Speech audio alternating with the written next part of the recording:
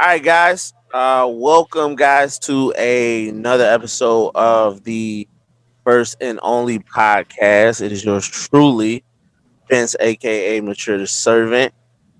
We are here for episode number 17. I am quite aware that you are wondering why Paris is not back for the second episode in a row, and somebody is probably going to be turning this episode off because Paris is not here. Oh wow. For that, I am sorry. Because I know people love them some pairs on this show. And so I will be sure that episode 18 does not go without her presence. Um, we are doing another man to man. There was a lot of response from the first episode that me and Marcus did. That Oh wow. Praise God. Yeah, a lot of people enjoyed it. So I decided to do it again, bring in another brother of mine's, Mhm. Davis, in the building. And we gonna talk about just fatherhood. We gonna talk about being married and what that's like, having that woman of ours by our side, what Mhm. like without them. And then of course we'll be talking some more things, music possibly, because Kahn here is a guru of the arts of music from back in the day, Please. hip hop legends in the history. So we gonna ask him some questions on that. But first off, let's just go ahead and introduce everybody that's here. Marcus Beeks in the building, actor, playwright, Sure. poet, actor, uh, comedian, you International man of mystery. man of mystery, all wrapped up in one. Brother, how you doing? I am great, man. I'm great. Yes, sir. Super dope. Glad to have you back, man. And of course, Glad to be back. uh I want to call him hip hop rap legend, even though I don't know if he's ever dropped a song in his life, but he definitely is a great poet. The man has taught me so much about poetry. It is ridiculous. I don't think I would have the bars I have today if the man didn't tell me how to write it down on pen and pad first. He is a photographer, a father. I seen him out there working out with the son, so I'm a figure he's a trainer at this point.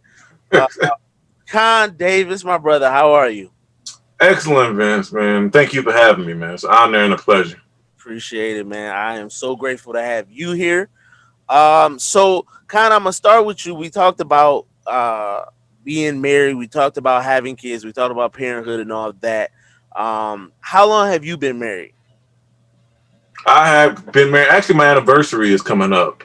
I got married November 8th of 2006, and we were together 3 years prior to that. Okay, okay. So that's what now you celebrating. I'm terrible at math. This is You're supposed to know this like the back of the. You don't know how many years it's been, Con? Um, 14 years? Yeah, 14. So Hey, man, every day is paradise. I ain't got to count the years. hey, that's Good answer. Real good answer. that is a great answer, man. I know um Paris and I'll be hitting 6 this December. Um, and I had to make a choice when we got married because my memory is so terrible. So it's either Mm. remember her birthday or remember our anniversary. I figured to go with the anniversary. Well, see, I got Smart married. move. We got married on my wife's birthday, so Oh, we you got got all, 2 for 1 special. yeah. That's super easy. Okay. So now tell me, how did you give me kind of like the history, the story of like how you and your wife met? Actually, we met in 1993. I was going into my senior year. Well, actually, I was a senior. It was shortly right after school started. So it was around October, late September, early October, like whatever around the time you would have homecoming. Yeah. And I was in what was then Perry Drugs. It was like a CVS, Walgreens type store in Southfield, Michigan, right on Greenfield. If you're familiar with Mm. that, Lou's Deli is at. Yeah. Yeah, yeah. Yeah, it was a drug store there, and I can't remember why I was in the area, but I was just there to get snacks, and that was one of the places. your hot Cheetos, Okay. your Everfresh. And Mhm. at some point when I was leaving out, I crossed eyes with her, and she gave me a good enough reaction to where I approached her and we exchanged numbers. And actually, we became friends. We was flirty friends, but Okay. over the years we became friends. And after high school, people lose touch. Right. Back in the days when there wasn't no social media, if Right. you lost Mhm. somebody's phone number and moved on, That was it. that was it. You really didn't have a way of keeping in contact with them too much. So I had lost contact with her over the years. And in 2002, that's Labor Day weekend, I went to a friend of mine's birthday party, and she happened to be there, and we've been together ever since. Wow. Wow. That is so crazy. That's funny because I remember a long time ago when I was younger, and I remember I met a girl at a park and I wrote her number down on my hand, and then I like washed my hands forgetting it was on there and had like half the number. I'm like, oh, so that's serious. Social media has changed the game of getting It's changed everything. People don't even have to. I always argue it takes no type of charisma, stamina to jump in the inbox. To no, see a pretty girl yeah, and build it up to go over there and talk to her and try to come across. You don't want to sound corny, but you don't want to sound overconfident. You yep, don't want to be whack, yep. but you want to go. But you're gonna put your best foot. All you want is a phone number in the That's beginning. it. That's You it. give it a compliment in a way that you get a phone number in return, and whatever happens from there happens, or whatever it doesn't. But when cell phones hit, man, that was cell phones first, because back then, we would get a number and you didn't call, you might wait 2 days because you didn't want to seem thirsty. You Yeah, didn't want to be Mhm. pressed. desperate. Didn't want to be desperate. No, you don't want to be desperate. Wait a couple of days. Hey, what's up? You remember me? We met. Oh yeah, I remember you. Da da da da. When cell phones came out, we get to about like 2000, 2001. I can put your number in my phone. Then it became, what you got up for tonight? Yeah. Where y'all gonna be at? Me and my mans will meet y'all there. That is so everything. So as technology advanced, man, I can honestly say I'm kind of happy I'm not single in this era. It's too much. I tell you, man, I could not do it, and I know there are a lot of people who are, and they are navigating them waters. Hmm. I'm glad I'm out that water, and I have a boat to swim among it. Hmm. It's serious, Marcus, man. I Sir. asked you last time how you and your wife met, man. So tell me about that. Oh, you said you didn't ask me? I didn't ask you. Right. Well, what happened was we met in church. She told me, she said, I actually ended up sitting right behind her one Sunday when I was going to this big church in Detroit. Okay. And she turned around and she said, we're friends on Facebook. I was like, no, we not. She's like, no, we are. I was like, nah, I would have remembered you. And she showed me, she turned around, took her phone and was like, see, look. And we were friends. And so at this particular church, they had this moment in service when they were like, get up and hug three people. And she was one of the people that I hugged. And, it just kind of evolved from that. But what happened was on February 6th, 2000, I forget what the year was. It was Super Bowl Sunday. And she hopped in my inbox. Like, yo, what's up? And I had to tell her what was up. Not physically, of course. But I mean, we started from there. And then after that, we was just together. Yeah. Not that same day, but we just started talking, and then It kind after that, maybe like a month later, she became my girl, and maybe like a year and a half after that, that's so That's crazy. what's up. So That's what's up. your DM first. yeah, I know it was that raw animal magnetism that I had, man. I don't know what it was about, but yeah, she hopped in mine first. But what he was saying was so old school. I'm a little bit old school and a little bit new school too. When I was coming up, you didn't have cell phones, and I didn't have that pizzazz or that confidence to walk up on a female. So I'm kind of glad that my wife said something, because I probably wouldn't have never said nothing. I probably just would have been staring at her every Sunday like a creep. Like, Yeah, I didn't have it either. I had to get enough what they call it silent or enough feedback via expression in the eyes to make a move. Mm-hmm. You Yeah. know, if I saw a slight smile or you looked at me long enough, okay. If I didn't Yeah. get none of that, nah, I ain't going over there and get my feelings hurt. Right. Exactly. That's what I Or was always afraid of that. yeah, or back then I don't know how it is now, but back then you had a wingman that would set it up for you. Yeah, he So did. Mm-hmm. Ooh, if I'm hanging out with Vince, like Vince, it's two over there. All right, you good at this, Vince. yep. Bring him Yeah. back. Bring him back over here with us. That's Yeah. Go Yeah. get him, Vince. that one, bro. I don't know. Yeah. That's so funny. I had a friend in high school, and we still cool to this day. But we've been friends since elementary, and he always had the ladies always over him. And Wow. crazy enough, I'm his wingman, but I was the worst wingman because I never could pull nothing for him. He just got it himself. So I remember we were in elementary, and this is just crazy, like that we even lived through this. We're in fifth grade, and to this day, I vividly remember the principal has all the fifth grade girls lined up against the wall in the hallway because there has been a royal rumble over him. And Wow. Oh every wow. girl in the fifth grade, Like they were fighting over him. they all had a crush on him and figured that Wow. was his girl, and they all fought. Wow. She Wow. literally pulled him into the hallway and said, "Which one of these girls do you actually like?" And he had to Mm. pick one, like he was on The Wow. Bachelor in fifth grade.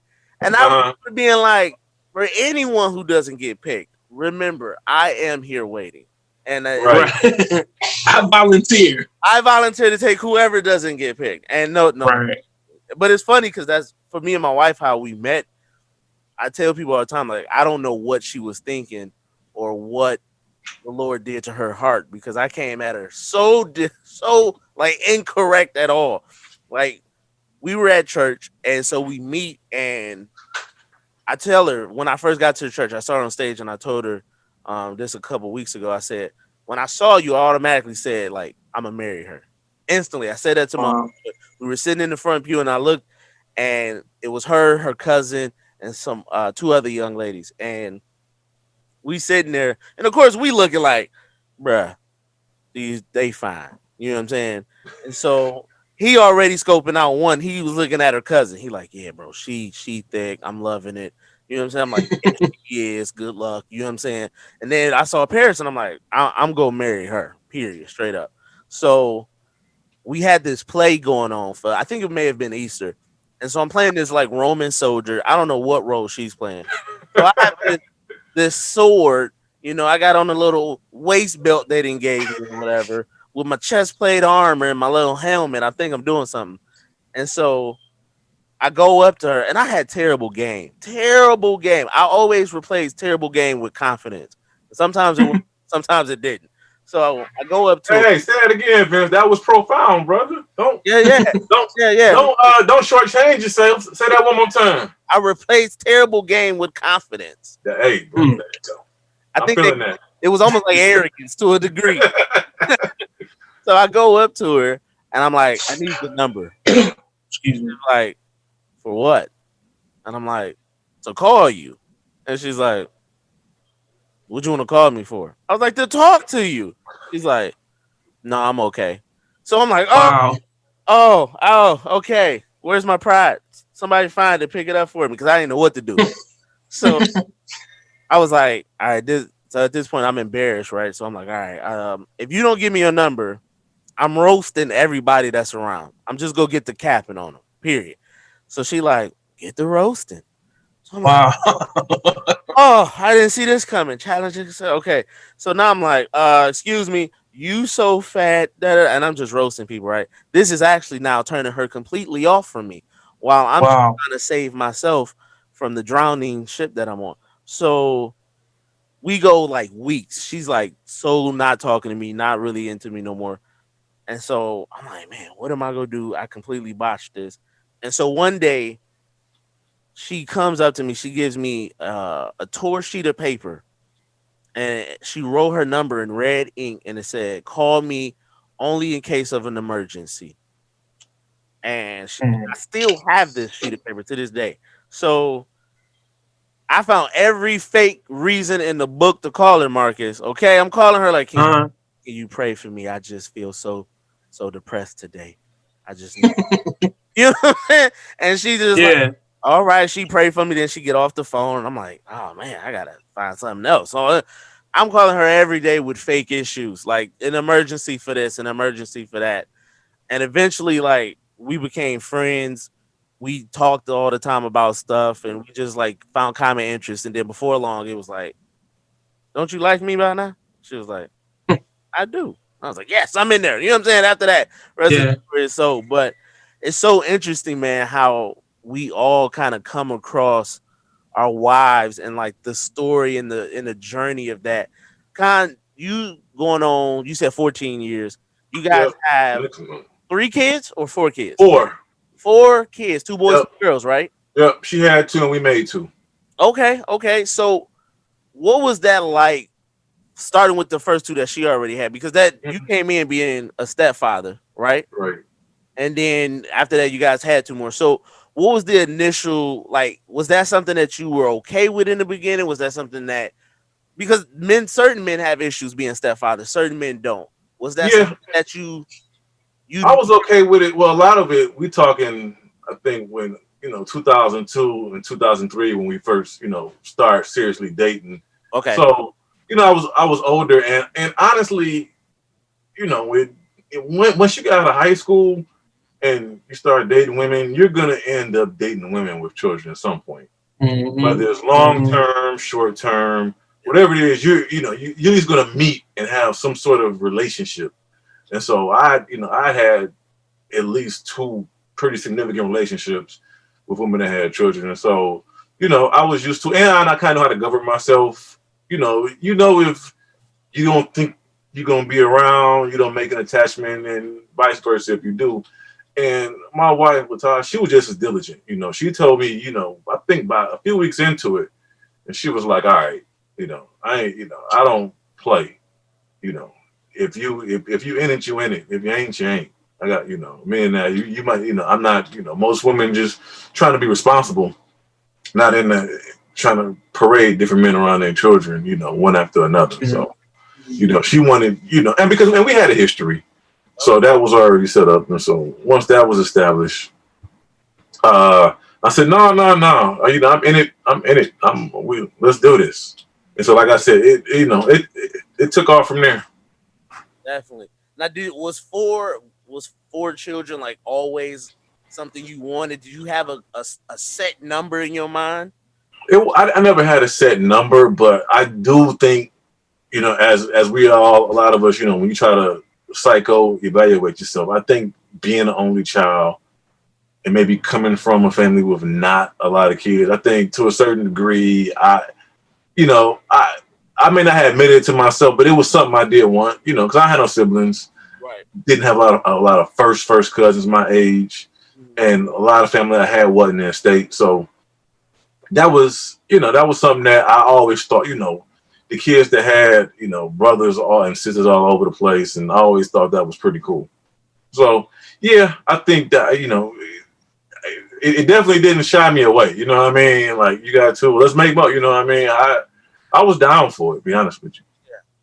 Marcus, what about you? Did you have a set number in your mind growing up about how many kids you want? Do you still Oh want yeah. kids or No, when I was coming up, I wanted five. I wanted five. I wanted four boys and one girl. But okay? then all that five changed when I got the one.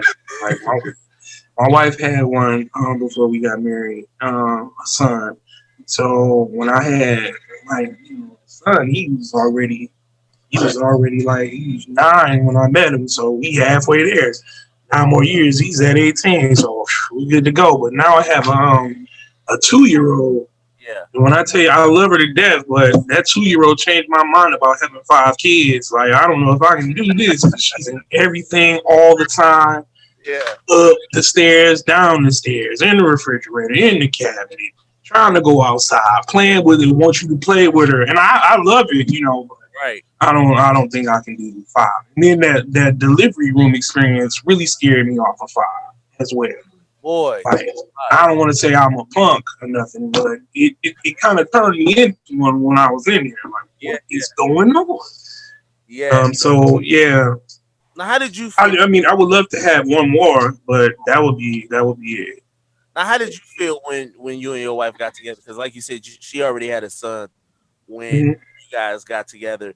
Was that something that you had to think about because you're talking about a kid adjusting to this new man, and then Hmm. you're also like, hey, I'm your father or I'm your stepfather, however you play it. And for me, Hmm. I know when my mom got married, my stepfather, um, there was a lot of adjusting the to this man now being over me. You know what I'm saying? Hmm.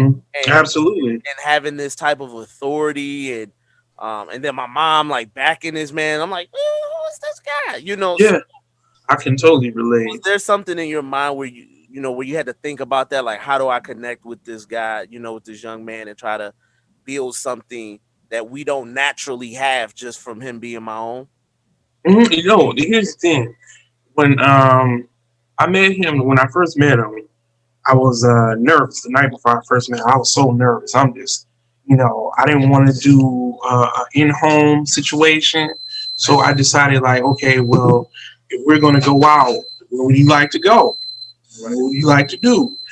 And so I ended up taking him to CJ Barrymore's for Okay. the first time when we met. But I had prayed and I asked God, like, "Lord, how do I treat him? Right. What do I do?" And this before me and my wife were married. He was like, treat him how you wanted your stepfather to treat you.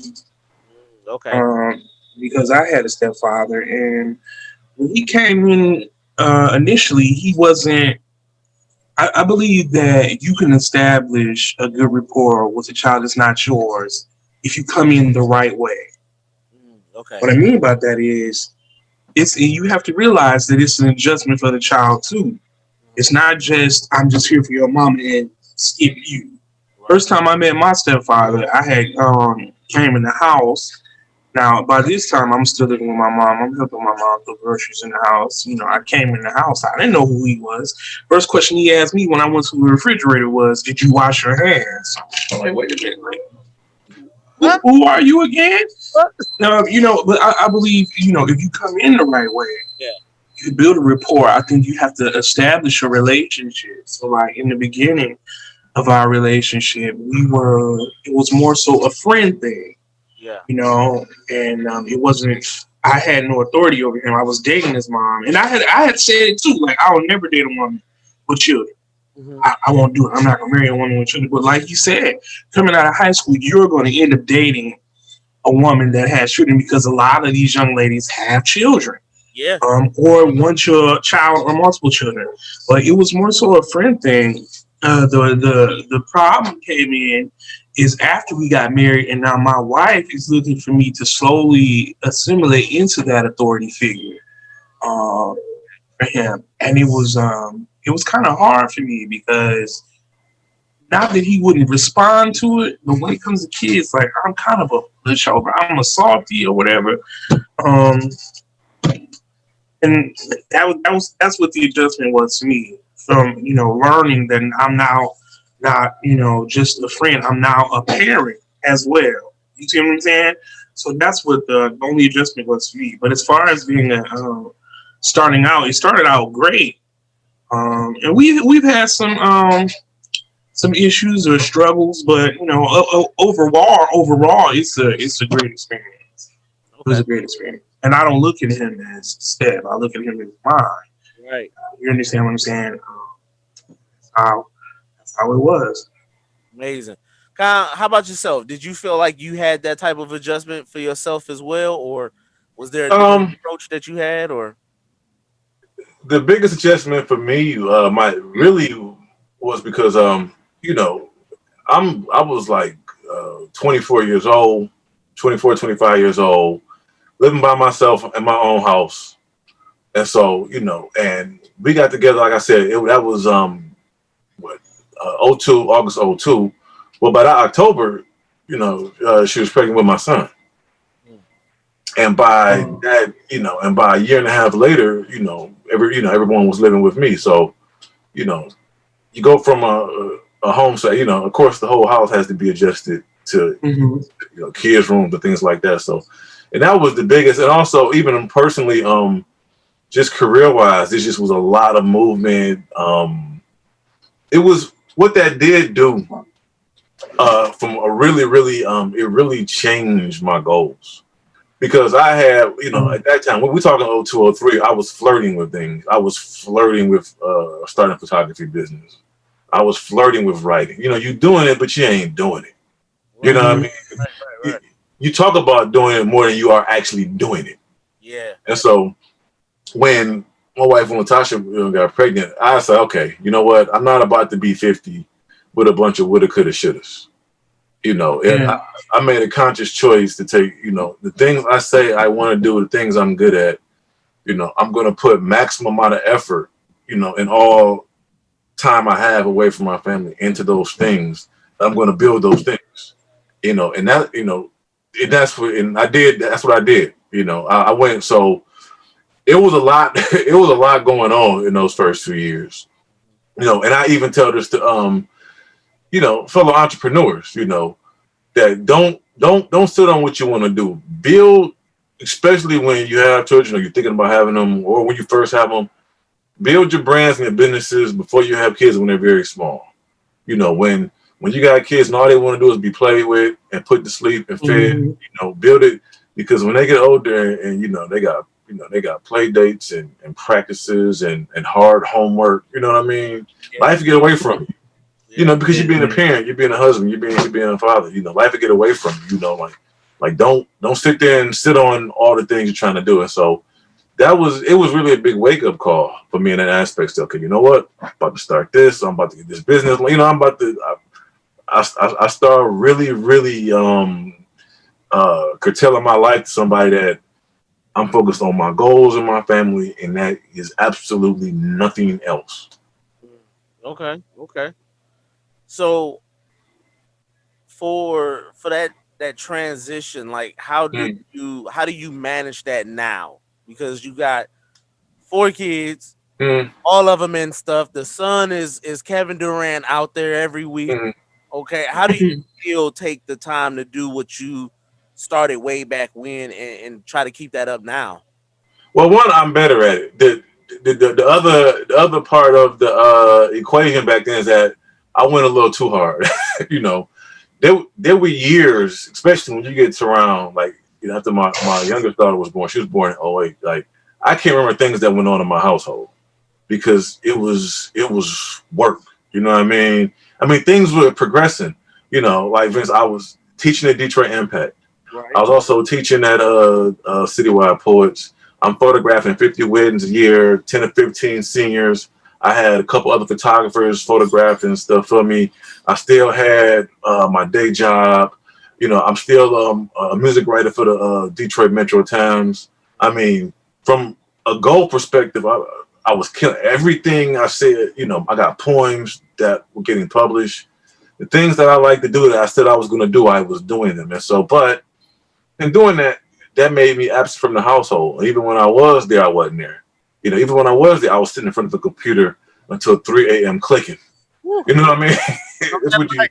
Yes. yeah, you sitting there clicking, editing photos, editing, writing, doing, and so, yeah, for a while, I mean, I was mentally, physically, I just wasn't there. I always had something going on, and I was always starting a new project. So, it probably really wasn't maybe till maybe 2017, 2018 till I just got a lot better at just not trying to be so busy.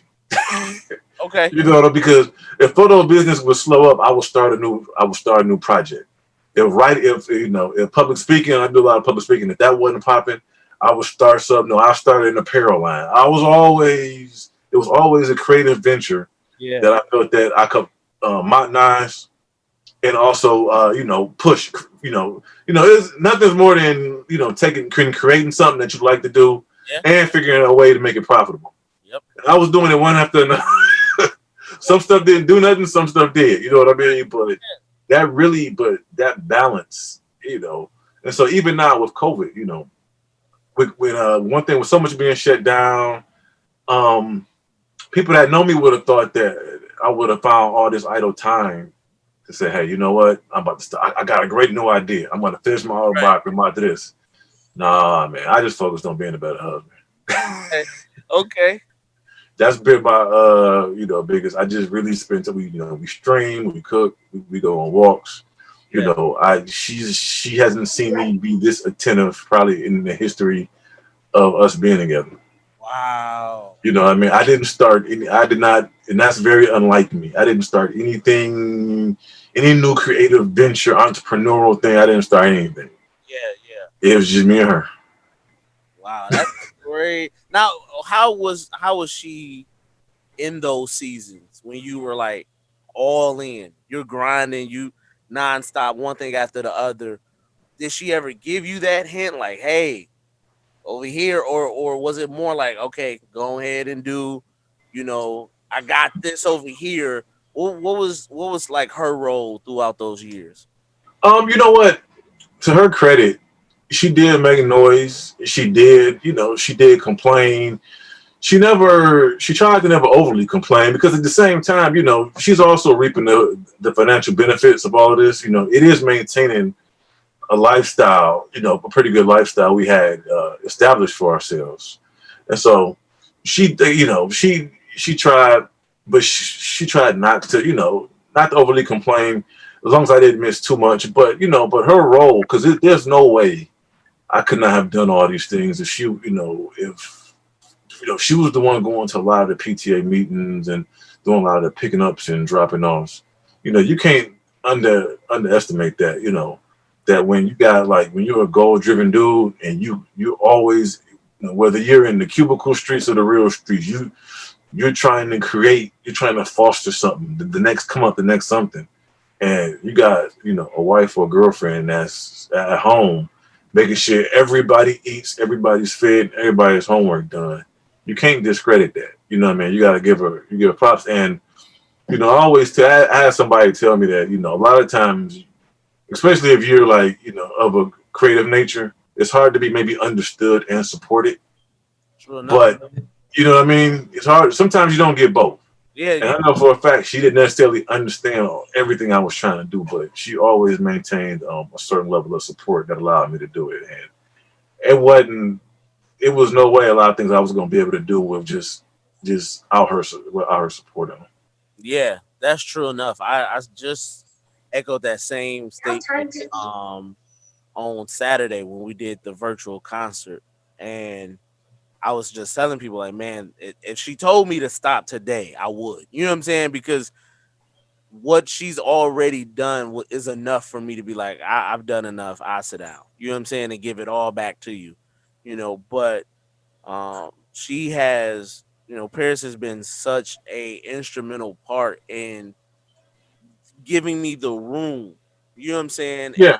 allowing, even when I went on like a 2 year stretch of like not working, Hmm. just totally investing in the video editing and learning stuff and cameras and all type of entertainment stuff and working on the album and all that. And she kept it cool like the whole time, like, yeah, like, Hmm. do what you do. Most things sometimes she was like, get some sleep. You know what I'm saying? Right. And Yeah. so it's just like having supportive wives who even if for a second they can catch the vision or they Mhm. get a glimpse of what's going on, um you know it's a large reward, for you as a creative or as an entrepreneur.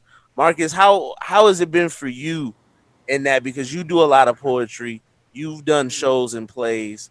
um what is it like for you to have that type of support, knowing that you're out here doing a lot of those things as well? It's amazing. 'Cause she's at every show, screaming, hollering. acting crazy, letting everybody know who I am on stage. Say, hey, baby, yes, that's my husband. Right. Whatever. Um, it's amazing. She actually, um, when before COVID hit, when I would be in clay, she would help me recite my lines or learn my lines and critique me. Now she's never acted before in life. She's just like, no, you got to say it like this. And we got two kids, so they was in the living room watching too, like, yeah, like this, man, whatever. But she's always been very supportive um, of that. But she would tell me when I wasn't spending enough time with her, like, oh, I know you got this coming up, but you got squeezing a date on Friday. Squeeze, Yeah. because I want to spend some time with you as well. Raw, crazy supportive. Like, she's crazy supportive. Like I'm supportive of her as well. She doesn't have any businesses or anything. She's a creative, but in a different way. Like, she like rearranging the house or trying to paint the wall some Right. different kind of color, or want me to hang something up on the ceiling. All types of stuff. Right. You know Right. how women do, where she needs this container and holds portraits. She needs all the portraits out, and now she needs five or more of these containers. And I'm at Hobby Lobby and at what's that other store? Michaels and all this other type of Oh, stuff. It's going crazy, and Yeah. it's just like I really can't say anything about it, to her because she does support me in whatever I attempt to do. So, Right. okay, I'll climb up on the roof and hang this Santa Claus or whatever, on. She's very supportive. It's been great as far as her support is concerned for me. It's Super. it's, it's great. It is, man. I think this year we started getting some things, getting some affairs in order for Paris to kick off her business towards the end Mm-hmm. of this year. And I think with that combined with when we started doing the podcast, and we had to video edit it and stuff like that, she would kind of sit with me and watch me do, a lot of the editing or with the mini series that we shoot, and she would sit and watch me edit that or some of the gameplay channels that I stuff, I did. She would watch me do that and she would be like, a year ago I didn't understand why you up 5 a.m. You know what I'm saying? While I'm getting ready to Yeah. work and you still up. Like she understood at that point. She was like, I get it. And then it almost gave her a lot more grace for me as I was doing it because Mm-hmm. it started off like, all right, look, we going on a date. Hey, it's Saturday. You still gotta make another video, and eventually when she saw like the time it would take just to edit 4 minutes of a 30-minute video, she was like, Yeah. oh my bad. You know what I'm saying? She was like, I see now.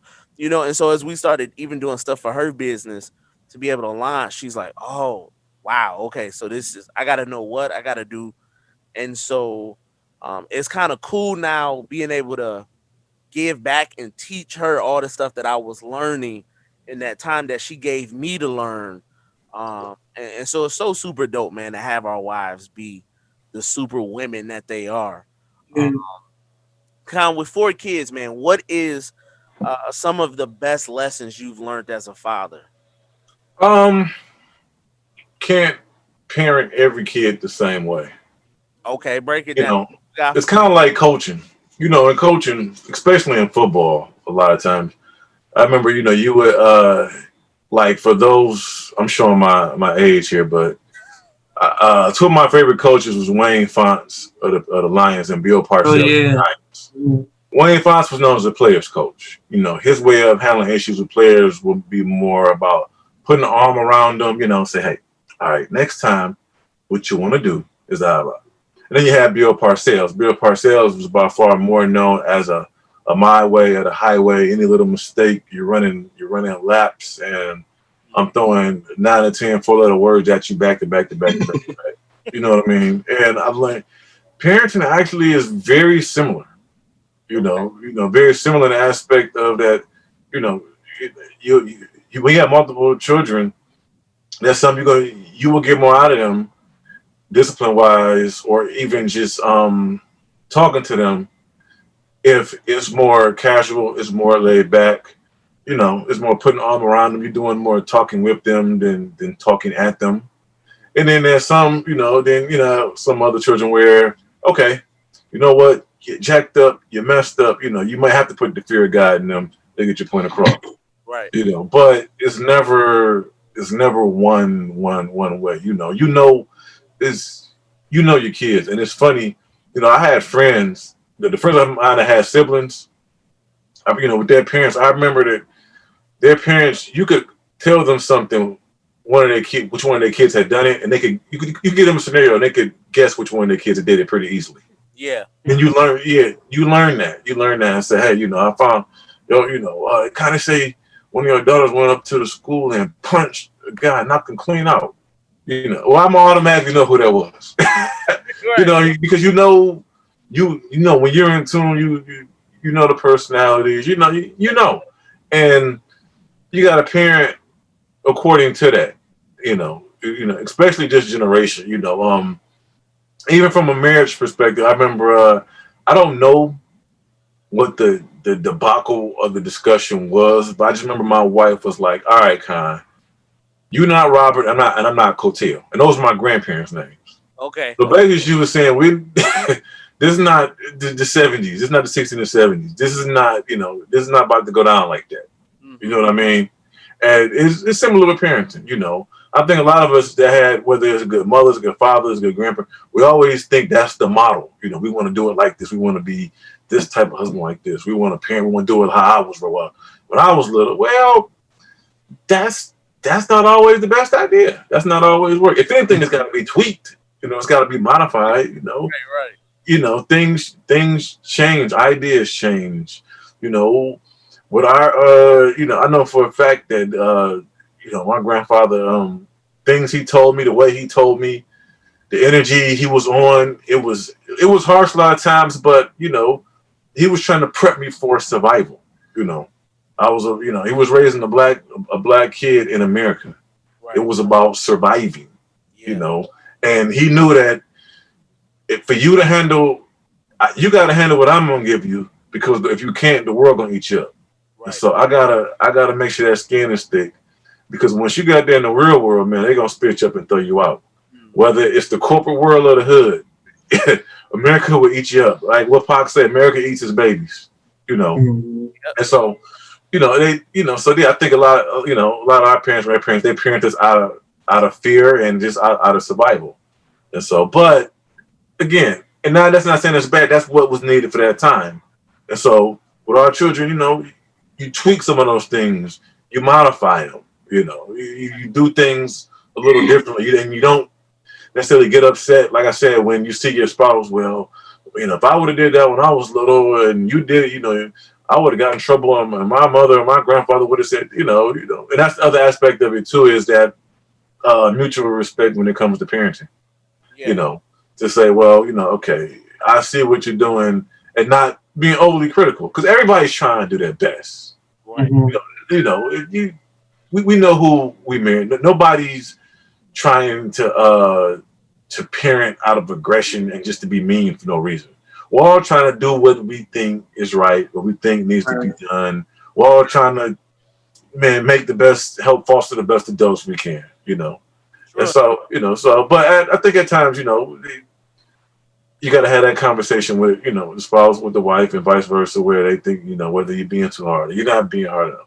Well, how come you didn't tell us? Why didn't you say this? So Yeah. all that, all that goes into it. And, when you have multiple kids, it makes it harder. And I can say that I never thought of, from being a younger, being a father, it changes. You become so much of a smarter parent as you get older. I'm 44 now, and me and my wife, is how we analyze information and things we look at. You know, is much different from when we first got together being parents, because you're just more mature. Yeah.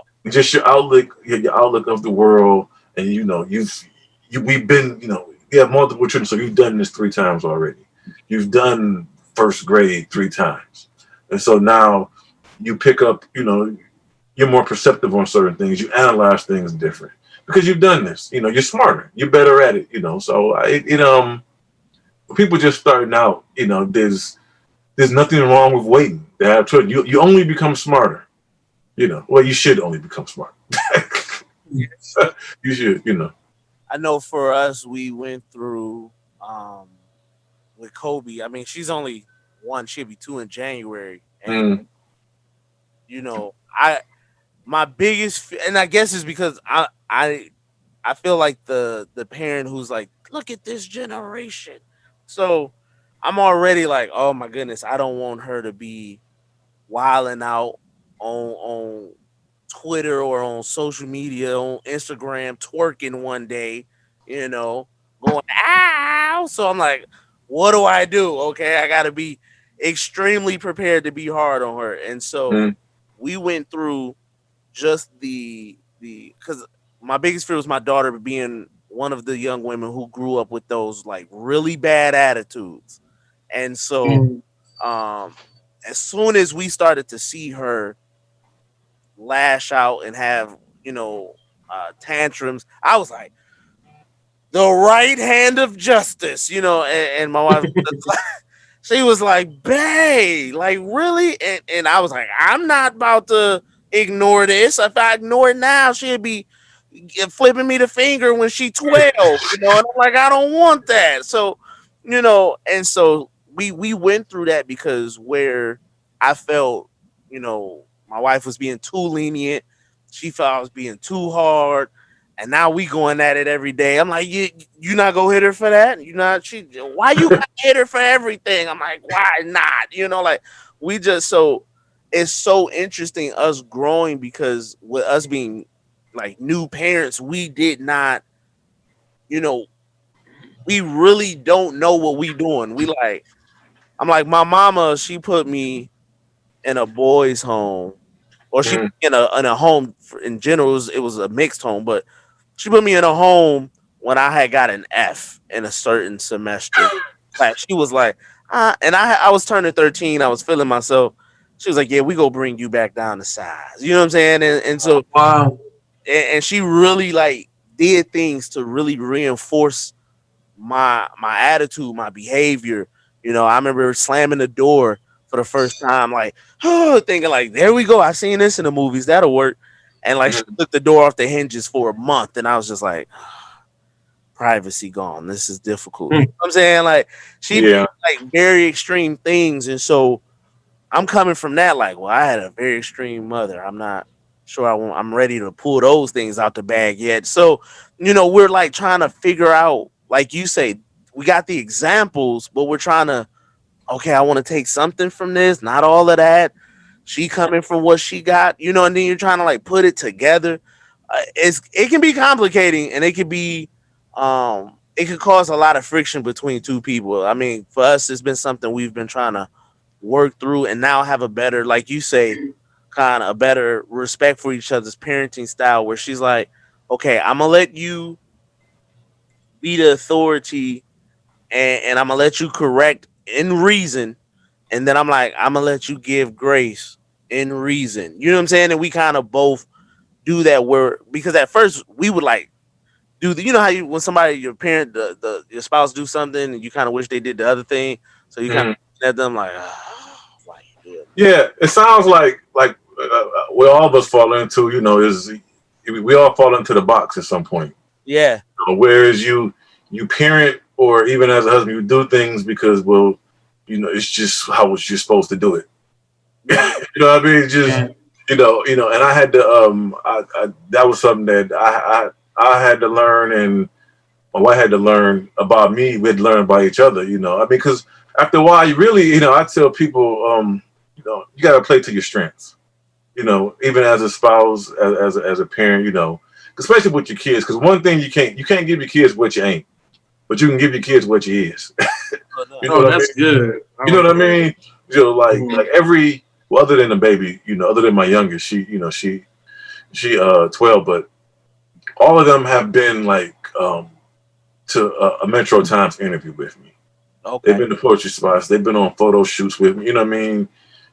They the things I'm good at, and the thing, and the parts of me that I'm able to give to them that's helped me become better.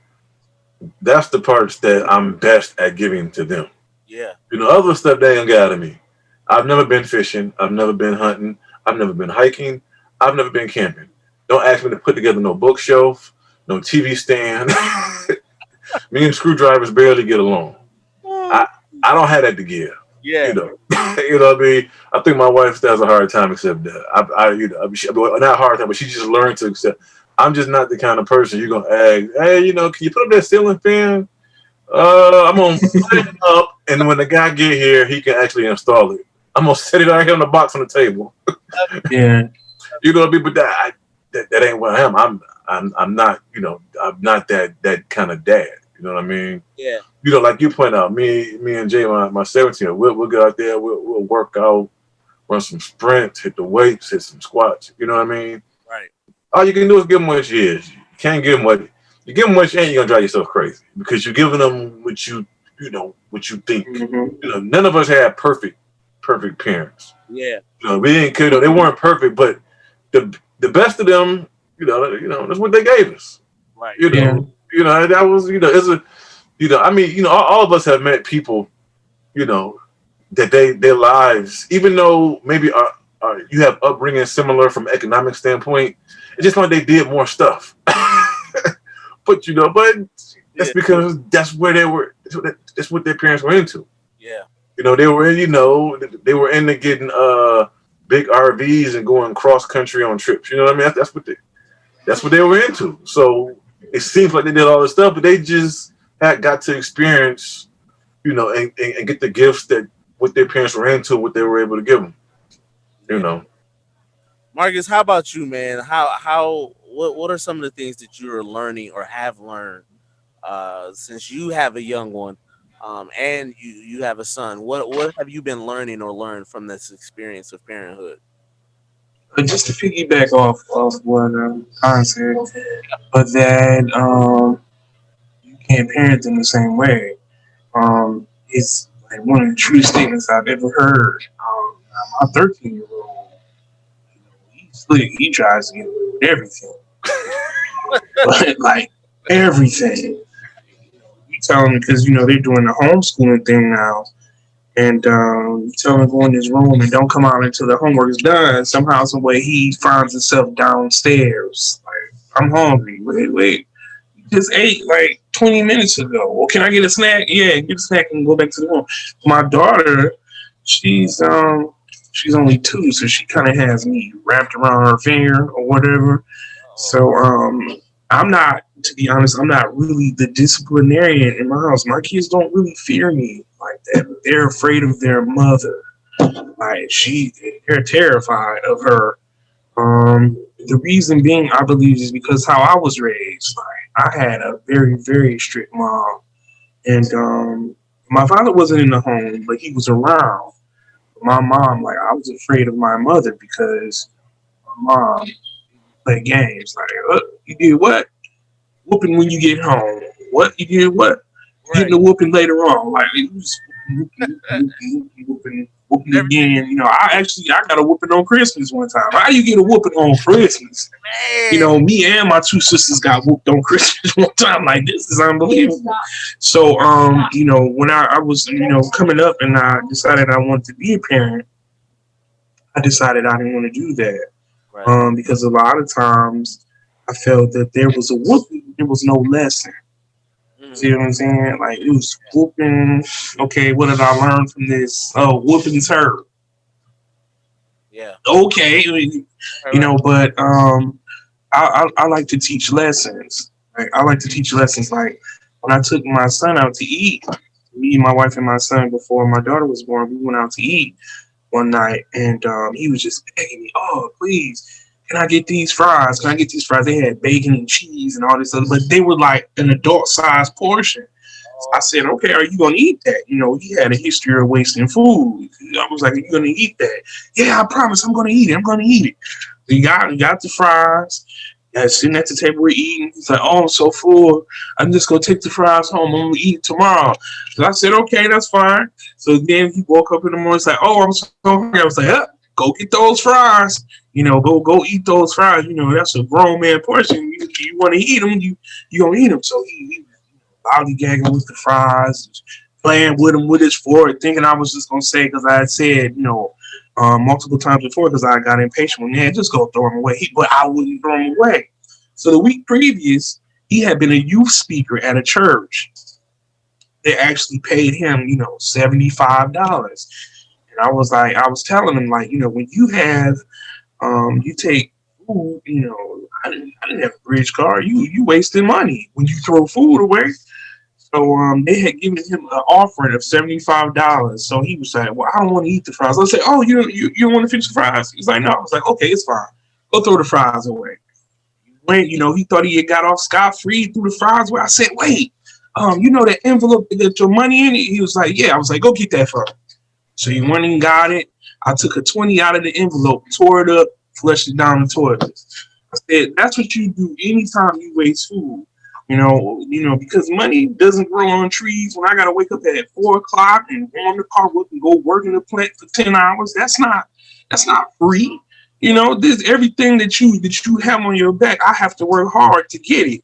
I believe in teaching lessons instead of just. And I don't know anybody who thinks their children knows their children. You do whatever you want to do. But for me, that was never something that I wanted to do. So I wanted him to understand, that there are consequences for your actions. Like you can't just keep doing that. And people, my wife actually got mad at me. Like, why would you do that? Like, why does he keep wasting food? It's funny. Your wasting food theory and actions. It just reminds me. My grandfather was big on that, and we had buffet rules because you go to Old Country Buffet or wherever you would go, but he would hate. It would just burn his soul to see people throw away, like leave plate to place uneaten food. It was it's just from a generation where he had just being growing up poor, where being wasteful wasn't an option. It's something you don't. Out in my house either. You don't get over. So so we had waste. It was like, okay, go get your salad first. All right, eat that. Now then I want you to go back and you're gonna try whatever you think you may like. Just get one. And whatever you don't like, don't eat it. Whatever you like, eat it up. And now, wait 10 minutes. Now that third time you go back, what you like, that one or two things you try that's what you about to eat. You're gonna feed up on. You know what I mean? But it was a method. This is how we eat when we go to the buffet. Yeah. And I want you to also a nice break in between, but again, being wasteful and irresponsible. Yeah. And I grew up in the era where they would have, the famine in Ethiopia when people say, we are the world. Yeah. They would, and my grandmother and my mother used to say, kids in Africa killed for them Brussels sprouts. And I'm like, well, let them have them then. I would think this, mind you. I wouldn't say this out loud. I would get slapped. I was saying, well, let them eat them then. I don't want them. Cool. But you really realize what your parents were talking about when you're grown. See, it's nothing to these kids because they don't understand what you have to go through to get money or to get food or to, another time he had left his he's an athlete, he's a runner. He had left his cleats on the west side of his grandmother's house. Now we live on the east side. Track meet was on the east side, so we had to track meet. He's like, oh no, I left my shoes at my grandma's house. Gonna be running in them J's because nobody's going over to the west side to get your cleats. This is your responsibility. But my wife is the real disciplinarian. Like she gets on me, because like I told Vince last week, I'm still trying to find that balance between being a disciplinarian but not being too hard, but being somewhere in the middle. Yeah. You understand what I'm saying? Because it was so hard. It was hard. I don't know if my mom was doubly hard because she was raising a son. Like, I had two sisters and I was the only boy. And I asked my mom one time, like, why are you so hard on me? She said, because when you leave my house, you got to be a man. Like, yep, yeah. You know what I'm saying? Like, me and my sister do the same offense. She gets probation and I get the gas chamber. Like, how does this work? So I'm really trying to find a balance.